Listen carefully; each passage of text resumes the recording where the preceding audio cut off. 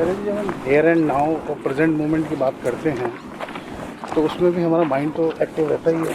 वृत्तियाँ या जो चीज़ memory collect हो रही है डिसीजन मेकिंग के लिए, वो तो मेमोरी से ही आ रहा है ना, जहाँ पे मतलब प्लानिंग, फोरकास्टिंग, डिसीजन मेकिंग। तो ठीक है, उसमें क्या बताइए। हियर एंड नाउ का मतलब ये नहीं होता है कि सब स्मृतियाँ वगैरह हटा दें।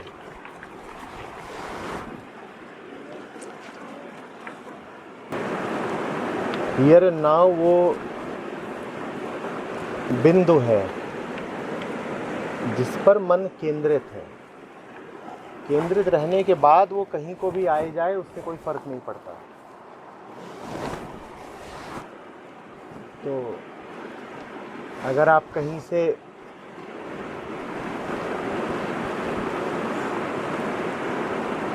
ये बात सुन रहे हैं कि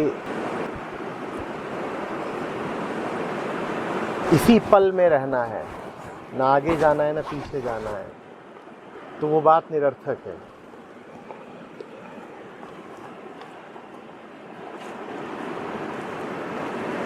जहाँ जाना हो जाइए,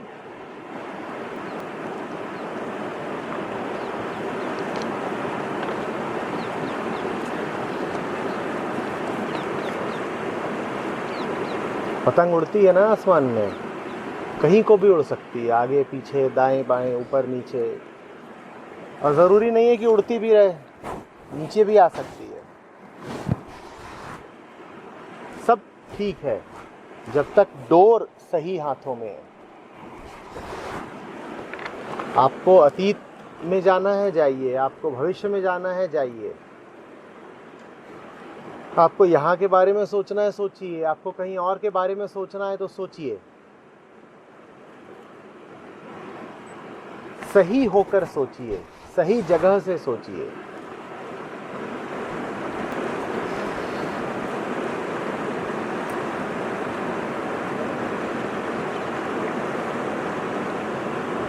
आप कैसे अतीत को छोड़ देंगे? ये शरीर ही अतीत है, शरीर ही अतीत से तो आ रहा है, इसको छोड़ दिया है। तो अतीत भी रहेगा, भविष्य भी रहेगा। ना अतीत की स्मृतियों में बुराई है, ना भविष्य की सोच में बुराई है, श्रद्धाहीनता में बुराई है, केंद्रहीनता में बुराई है।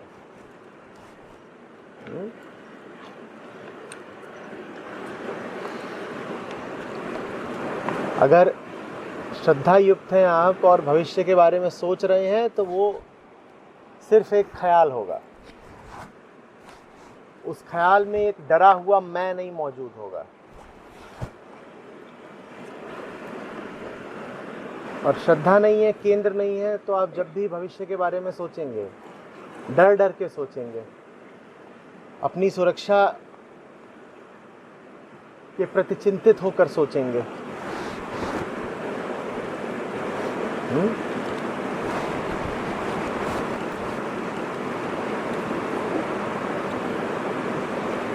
मैं आप लोगों से बात करता जा रहा हूं और मुझे पता है कि सूरज ढलने से पहले वापस जाना है,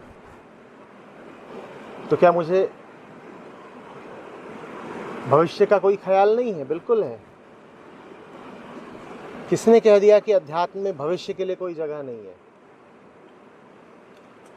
और मैं आपसे बात करता जा रहा हूँ, मुझे ये भी ख्याल है कि कल और परसों जब हमने बात करी थी तो किसने क्या कहा था, पूछा था, किसका कैसा मन और आचरण था, और उन बातों को ध्यान में रख करके मैं आज की बात कर रहा हूँ। तो क्या मुझे अतीत का कुछ पता नहीं है? मुझे अतीत का भी पता है, मुझे भविष्य का भी ख्याल है, और मैं वर्तमान में भी हूँ। कोई गुनाह थोड़ी हो गया पीछे का सोच लिया तो, और कोई गुनाह थोड़ी हो गया कि आगे चले गए तो।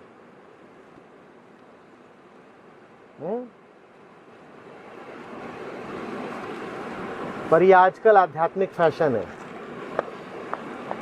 कि living in the present moment, और ये बात निहायत बेवकूफ़ी की है।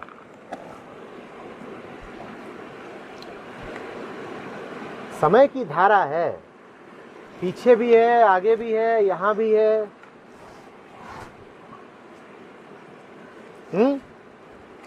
इस बिंदु में क्या खास है कि मैं कहूं कि मुझे इसी में रहना है और वहां नहीं रहना है और वहां नहीं रहना है?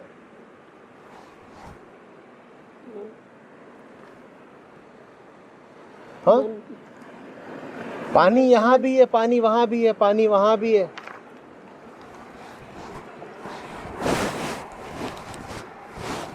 तटस्थ होके तीनों को देखिए, भूत, भविष्य और वर्तमान, तीनों काल की धारा के अंग हैं। आप तटस्थ रहिए।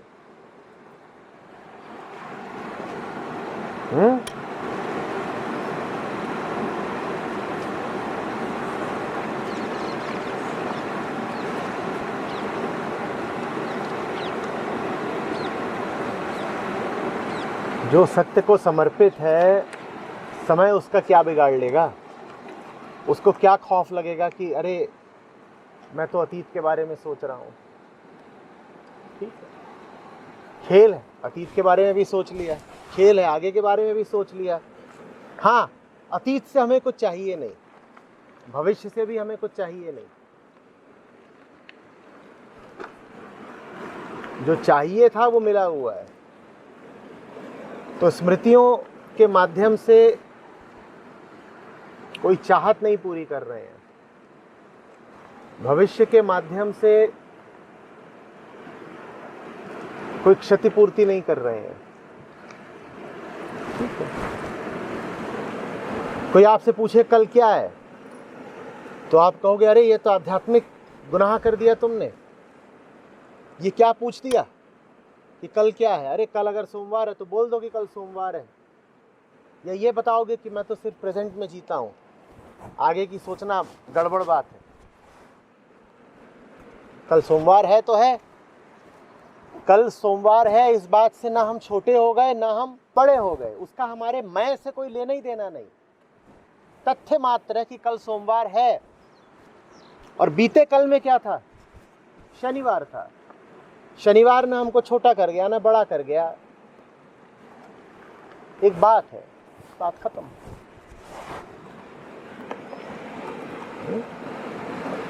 देखो, आसक्ति बुरी है। आसक्ति तो किसी भी चीज से बुरी है, पत्थर से भी बुरी है और पानी से भी बुरी है। तो आसक्ति अतीत से भी बुरी है और भविष्य से भी बुरी है, और समझना आसक्ति वर्तमान से भी बुरी है। तो अगर कोई कहे कि नहीं साहब वर्तमान में जिए आप, भूत और भविष्य को छोड़ें, भूत और भविष्य नहीं बुरे हैं, आसक्ति बुरी है। भूत की ओर भी देखो, हाँ ये भूत है, देख रहे हैं, ठीक, आसक्त नहीं है। हैं स्मृतियाँ पड़ी हुई हैं, जेहन में स्मृतियाँ कुछ हैं पड़ी हुई हैं, कुछ समय तक रहती हैं फिर चली जाती हैं, पड़ी हुई हैं। और इधर भविष्य है, हाँ भविष्य की ओर भी देख लेते हैं, ठीक, ना आसक्ति इधर से है ना उधर से है, और तो और हमें आसक्ति वर्तमान से भी नहीं है।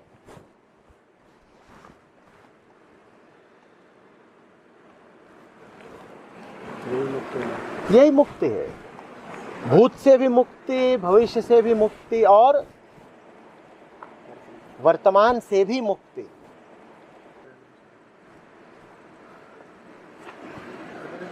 कर्म कल और कर्म फल की चिंता न कर भी, यही है जो गीता में लिखा है।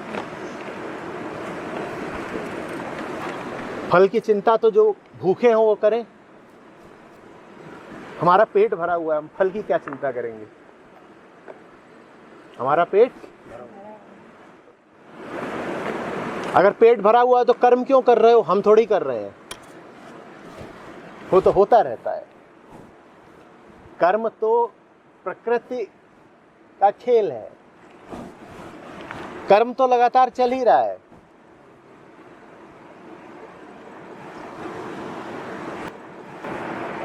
हाँ, ये मूर्खतापूर्ण उम्मीद हमने नहीं रखी हुई है कि प्रकृति के खेल से हमारा पेट भर जाएगा। प्रकृति के खेल से प्रकृति का पेट भरता है, हमारा नहीं। प्रकृति में भूख है, प्रकृति में प्यास है, प्रकृति में पेट खाली है और प्रकृति में पेट भरा हुआ है। हम जो हैं, हमारा पेट नहीं खाली होता। तो जो कर्म करके फल की उम्मीद करते हैं वो दो गलतियां करते हैं। पहली गलती तो ये कि वो अपने आप को कर्ता मानते हैं, जबकि कर्ता वो है नहीं। कर्म तो प्रकृति में हो ही रहा है, कर्म तो प्रकृति में लगातार हो ही रहा है। अब तुम्हारी खुराफात है कि तुम अपने आप को कर्ता मान लो। बुद्धि कुछ कर रही है, तुम कहते हो मैं कर रहा हूं, तुम नहीं कर रहे हो, वो मस्तिष्क कर रहा है। तभी तो तुम्हारे कितने सारे काम तुम्हारे बावजूद हो जाते हैं।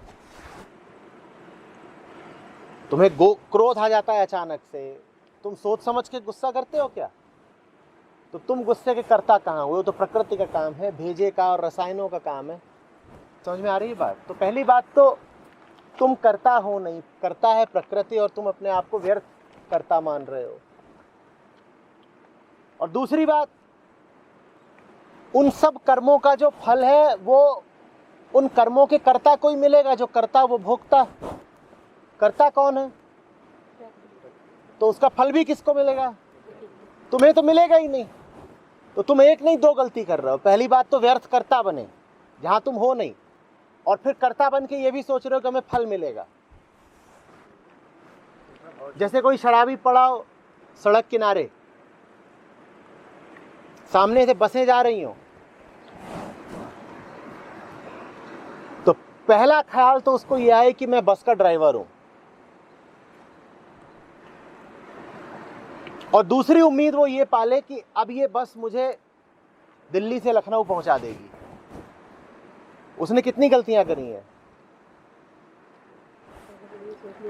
पहली गलती क्या थी? वो तो उसकी स्थिति है। पहली गलती क्या थी? मैं ड्राइवर, कि वो अपने आप को बस का चालक मान रहा है। मैं करता हूं, वो करता है ही नहीं, बस चलाने वाला कोई और है। और दूसरी गलती ये सोच रहा है कि चूंकि मैं बस चला रहा हूं इसीलिए मैं लखनऊ पहुंच जाऊंगा। तू कहीं पहुंचेगा कैसे? तू उस बस में है ही नहीं।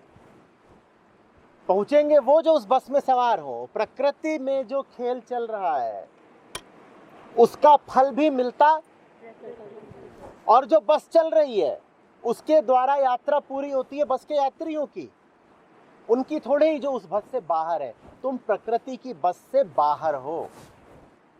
प्रकृति की अपनी बस है, उसको चलाने वाली प्रकृति है, और उसमें बैठा हुआ है ये सारा अस्तित्व। ये नदियां, पहाड़, पेड़ पौधे, सब जीव जंतु, नर नारी, ये सब हैं उसमें। वो प्रकृति की बस है, उसमें ये सब बैठे हुए हैं। तुम्हारी यात्रा चल रही, तुम्हारी कोई यात्रा नहीं है। तो दोनों गलतियां मत कर देना। ना तो तुम ये मान लेना कि उस बस को चलाने वाले तुम हो, वो अपने आप चलती है। जैसे तुम्हारी सांस अपने आप चलती है ना, वैसे ही प्रकृति की बस अपने आप चलती है, तुम नहीं चलाते। और प्रकृति की बस में प्रकृति के तत्व ही यात्रा करते हैं, तुम नहीं यात्रा करते। तुम वो हो जिसकी कोई यात्रा नहीं है,